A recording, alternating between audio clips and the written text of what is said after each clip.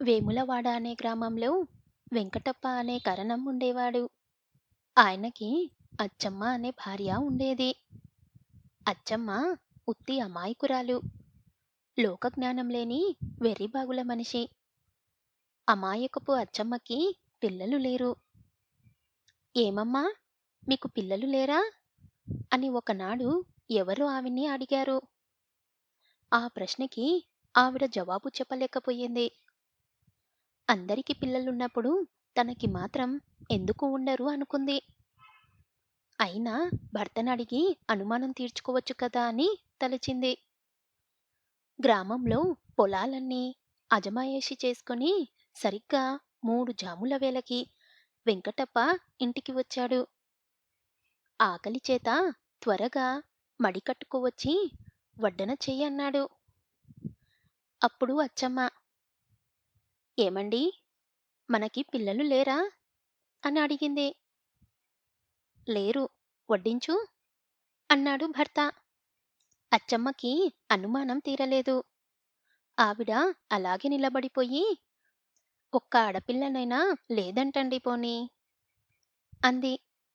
లేదు అంటే మళ్ళీ ఇంకో ప్రశ్న వేసి ఆలస్యం చేస్తుందేమో అని తోచి, వెంకటప్ప, లేకేం, ఓ ఆడపిల్ల ఉంది, నాకు త్వరగా భోజనం పెట్టు అన్నాడు. ఎక్కడున్నదండి అడిగింది అచ్చమ్మ. ఎక్కడుంటుంది, అత్తారింట్లో ఉంది. పెళ్లి చేశాక కదండి అత్తారింటికి పంపడం. అవును, పెళ్లి చేసే పంపాను. అలాగనండి, అయితే మన అల్లుడెవరండి? ఇలా ప్రశ్న మీద ప్రశ్న అడుగుతుంటే వెంకటప్ప ప్రాణం విసిగి, ఎవరా, వల్లకాటిలో రామనాథయ్య అని సమాధానం చెప్పాడు. అది విని అచ్చమ్మ, తమ అల్లుడి ఇంటి పేరు వల్లకాటివారని, అతగాడి పేరు రామనాథయ్య అని అనుకొని సంతోషించింది. అంతేకాని అలాంటి మనిషి అస్సలు ఎక్కడ ఉండడని తాను మొగుణ్ణి ఎవడు ఎవడు అని అడిగి విసిగించేసరికి అతడు ఎవడో ఒకడు అని చెప్పటానికి వల్లకాటిలో రామనాథయ్య అన్నాడని ఆమెకి తెలీదు. ఎలా తెలుస్తుంది? ఆవిడకు లోకజ్ఞానం కొంచెమైనా లేదుగా. నాటి నుంచి అచ్చమ్మ తనకొక కూతురు ఉందని, తన అల్లుడు వల్లకాటి రామనాథయ్య అని సంబరపడుతుండేది. కొన్నాళ్ళు పోయాక కరణంగారు జమాబందికని పట్టణం వెళ్లారు. అప్పుడు ఒకనాడు మిట్ట మధ్యాహ్నం అప్పుడు దారిని పోయేవాడొకడు దాహం వేసి కరణంగారి ఇంటి ముందు ఆగాడు. కరణంగారు ఊళ్ళో లేరు గనక అచ్చమ్మ తలుపులేసుకొని లోపల పప్పు రుబ్బుతుంది. ఎవరండోయ్ లోపల? నాలుక అర్చుకుపోతుంది. తలుపు తీసి కాస్త దాహం ఇప్పిస్తారా అని బయట గుమ్మం మీద నిలబడ్డ బాటసారి కేక వేశాడు. పట్నం వెళ్లే ముందు వెంకటప్ప భార్యతో, తలుపు వద్ద ఎవరు పిలిచినా ఎవరో కనుక్కొని గాని తలుపు తీయొద్దని చెప్పి వెళ్ళాడు. అంచేత అచ్చమ్మ రుబ్బురోటి దగ్గర్నుంచి లేవకుండానే, ఎవరు నాయనా నువ్వు అని బాటసారిని అడిగింది. దాహంతో ఓ మూల ప్రాణం పోతుంటే ఈ ప్రశ్న ఏమిటనిపించింది బాటసారికి. బదులు రాకపోవటం వల్ల అచ్చమ్మ, ఎవరు నాయనా నువ్వు అని మళ్ళీ అడిగింది.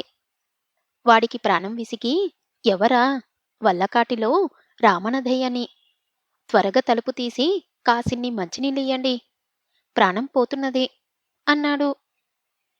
ఎవరు, వల్లకాటిలో రామనాథయ్యవా, మా అల్లుడివా నాయనా అంటూ అచ్చమ్మ ఎగిరి గంతేసి గబగబా వచ్చి తలుపు తీసింది. కాసిన్ని మంచినీళ్ళిస్తే చాలంటూ వచ్చిన బాటసారికి లోపలున్న మాను కుర్చీ వేసి కూర్చోబెట్టి చక్కటి ఆవు మజ్జిగ దాహం ఇచ్చింది.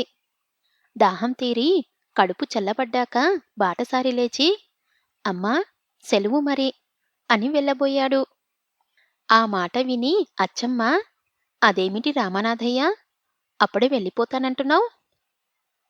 అల్లుడువు రాక రాక వచ్చిన వారివి. ఉండు, మామగారు ఊళ్ళో లేనప్పుడు వచ్చావు, ఆయన రాకుండా వెళ్ళిపోతావా? ఇంతకీ మా అమ్మాయి సంగతి చెప్పనే లేవు అంటూ మొదలెట్టింది. ఈ మాటలకు ఆ వచ్చినవాడు నిర్ఘాంతపోయాడు. ఇదేమిటి? నన్ను ఈవిడ అల్లుడంటూ ఉంది? నాకు దాహానికి ఇవ్వలేదని ప్రాణం విసిగి, నాకు పేరేమిటమ్మా? వల్లకాటిలో రామనాథయ్యను అని యథాపలంగా అనేసరికి, ఆ మాట నిజమే అని ఈవిడ నమ్మినట్టుంది. బహుశా ఈ ఇంటివారి అల్లుడి పేరు రామనాథయ్య అయి ఉండాలి. లేకపోతే ఈ పేరు చెప్పగానే నన్ను ఇంతగా మర్యాద చేయడమేమిటి? ఇదంతా చూడగా తమాషాగానే ఉంది అనుకున్నాడు బాటసారి. అయినా ఆ ఇల్లాలు తన కూతుర్ను గురించిన క్షేమవార్తలు అడిగినప్పుడు ఏదో ఒక తృప్తికరమైన సమాధానం చెప్పకపోతే బాగుండదు కదా! అందుచేత అతను ఎందుకైనా మంచిదని మీ అమ్మాయి కులాసాగానే ఉంది అని చెప్పాడు. ఆవిడ సంతోషించింది. ఒక్క క్షణంలో వస్తానని చెప్పి లోపలికి వెళ్ళి మినపపప్పు గబగబా రుబ్బేసి అల్లుడి కోసమని గారెలు తయారు చేసి పెట్టుకొచ్చింది. అవతల మునిగిపోయే పని ఏమీ లేదు గనుక ఆ వచ్చినవాడు తాపిగా కూర్చొని గారెలన్నీ తిన్నాడు. చెయ్యి కడుక్కొని ఇంక నేను వెళ్తానండి అన్నాడు. ఆయన రేపో ఎల్లుండో వచ్చేస్తారు. వెళ్దును గాని బాబూ అన్నది అచ్చమ్మ. అలా కాదు అత్తగారు. ఇంటి దగ్గర మీ అమ్మాయి ఒక్కతే ఉండలేదు. సాయంత్రానికి ఇంటికి వెళ్ళిపోవాలి. అంతేకాకుండా ఎల్లుండి మా మేనమామ గారింట పెళ్ళి. అక్కడికి మీ అమ్మాయిని తీసుకెళ్ళాలి అన్నాడు బాటసారి. ఓహో! అలాగా! తప్పకుండా తీసుకెళ్ళు. అమ్మాయి పెళ్లి చూసి సంతోషిస్తుంది. సంతోషిస్తుంది కానీ అసలు పెళ్ళికి మీ అమ్మాయి బయలుదేరటానికే సందేహిస్తుంది. ఏం? ఎందుకు సందేహించడం? ఎందుకేమిటి? పెళ్ళికి వచ్చిన వాళ్ళంతా గంపెడు నగలెట్టుకొస్తారు. మంచి మంచి బెనారస్ చీరలు కట్టుకొస్తారు. మీ అమ్మాయికి ఇవేమీ లేవుగా మరి? అయ్యో! అయితే ఎలా మరి? ఎక్కడైనా నగలు ఎరువు తెచ్చుకోమన్నాను. కానీ ఎవ్వరూ ఇవ్వమన్నారంట. పోనీ మీ అమ్మని అడిగి తెండి అని నన్ను పంపింది. ఆ మాట చెప్పవు కదా నాయనా! ఇంతసేపట్నుంచి. తప్పకుండా పట్టుకెళ్ళు. కంటి, కట్టకాసుల పేరు, వడ్డానం, దండకడియాలు అన్నీ ఉన్నాయి. మనకేం లోటు? అంది అచ్చమ్మ. మళ్ళీ వారం తిరక్కుండా పట్టుకొచ్చేస్తాను అత్తగారు. వీలైతే పెళ్లి నుంచి వచ్చేటప్పుడు ఈ దారినే వస్తాం. నేను మీ అమ్మాయి. పట్టు చీరలు కూడా ఉంటే ఇవ్వండి. విలువైన చీరలు మీద గాని బంగారపు నగలు రాణించవు. అలాగే ఇస్తాను. పట్టుకు వెళ్ళు నాయనా. అమ్మాయి కంటే మాకెక్కువ ఎవరు? మేమేం చేసినా అమ్మాయి కోసమే కదా! అంది అచ్చమ్మ. తన నగలు, పట్టుచీరలు ఎరువివ్వకపోతే తానెన్నడూ ఎరుగని ఆ కూతురు పెళ్ళికి వెళ్ళటం ఆగిపోతుందనిపించి అచ్చమ్మ లోపలికెళ్ళి పెట్టె తెరిచి ముద్దినుసు నగలు, చీరలు తెచ్చి ఆ అతిథి ముందు పెట్టింది. వాడు తాపిగా నగలు, బట్టలు తన సంచిలో ఇముడుచుకొని, ఇంక వెళ్తానత్తా. ఇవన్నీ మళ్ళీ పువ్వుల్లో పెట్టి తెస్తాను. వారం తిరక్కుండా వచ్చేస్తాను అంటూ తన అదృష్టానికి మురిసిపోతూ దారి పట్టాడు. మర్నాటి సాయంకాలానికి వెంకటప్ప జమాబందీ నుంచి తిరిగి వచ్చాడు. అతడు గుమ్మంలో అడుగు పెట్టాడో లేదో అచ్చమ్మ పుట్టెడు సంబరంతో ఏవండోయ్! మన అమ్మాయి కులాసాగానే ఉందంట అంది. మన అమ్మాయా? మనకి అమ్మాయి లేందే? అదేమిటిలా అంటారు?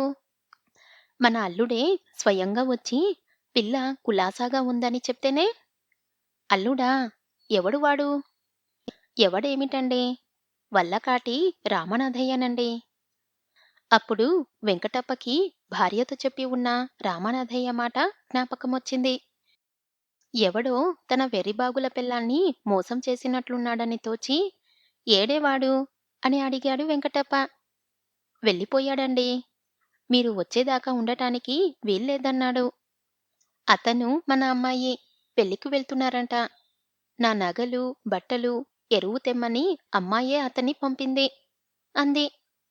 కొంపదీసి ఏమీ ఇవ్వలేదు గదా? అదేమిటండి? కూతురు అడిగితే ఇవ్వకపోతే ఎలా? వారం తిరక్కుండా తెచ్చేస్తామన్నాడు అల్లుడు. అందుకని నగలు, చీరలు ఇచ్చాను. అన్నట్లు చెప్పటం మర్చిపోయాను. పెళ్లి నుంచి ఇంటికి వెళ్ళేటప్పుడు అమ్మాయిని కూడా తీసుకువస్తానన్నాడండి. ఆ మాట విని వెంకటప్ప లబోదిబోమని గుండెలు బాదుకున్నాడు. ఎంత తెలివి తక్కువ పినుగునవే అని అచ్చమ్మని తిట్టిపోశాడు. అంతకు మించి చేసేదేముంది? నిన్ను తిట్టి ఏం ప్రయోజనం? తప్పంతా నాది. మనకి అమ్మాయి లేదు, అల్లుడు లేడని చెప్పక వల్లకాటిలో రామనాథయ్య మన అల్లుడనటం నాదే తప్పు. తెలివి తక్కువ వెంగళమ్మల ముందు వెటకారానికి పోతే ఇలాగే శాస్తి జరుగుతుందని ఏడవటం మొదలెట్టాడు. అమ్మాయి లేదు, అల్లుడు లేడని మొగుడు ఏడుస్తుంటే ఆ మాట అచ్చమ్మకు అర్థం కాక వాళ్ళిద్దరికీ హఠాత్తుగా ఏదో ప్రమాదం వచ్చింది కాబోలని ఆమె కూడా ఏడవటం మొదలెట్టింది. దానితో ఊరంతా పోగై సంగతి తెలుసుకున్నారు. నగనట్ర పోయినందుకు ఏడుస్తున్న వెంకటప్పని, లేని కూతురు అల్లుడు పోయారనుకుని ఏడుస్తున్న అచ్చమ్మని ఓదార్చేవాళ్ళు చెక్కపోయారు. అచ్చమ్మ తెలివి తక్కువతనం వల్ల ఇప్పుడు ఎన్ని నష్టాలు వచ్చాయో చూడండి. సంసారం సరిగ్గా నడవాలంటే ఇల్లాలు లోకజ్ఞానం కలిగి ఉండాలి. అందుకనే స్త్రీలు చక్కగా చదువుకోవాలంటారు.